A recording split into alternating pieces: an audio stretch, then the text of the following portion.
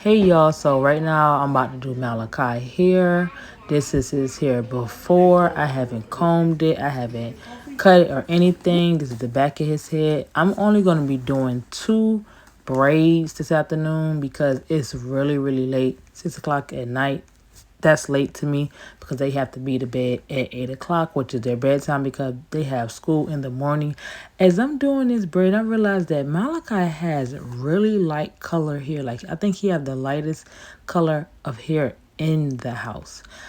This gonna have to last him for 2 weeks because I need to start doing their hair every 2 weeks instead of doing it once a month. I know it sounds horrible, but it's been working out for me for this 2 weeks. So every 2 weeks I braid their hair and cut their hair, and it lasts them, and it works for me. I tried to do it on a Saturday, between Saturday and Sunday, or even Friday.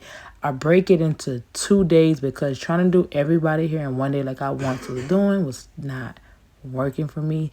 But look how quick that took. It only took me a couple minutes to braid his hair. Now I'm going in for his edge up because I already cut his hair, and it came out amazing. This style only took me 20 minutes between the 2 braids and the haircut. Malachi hair is fairly easy to do.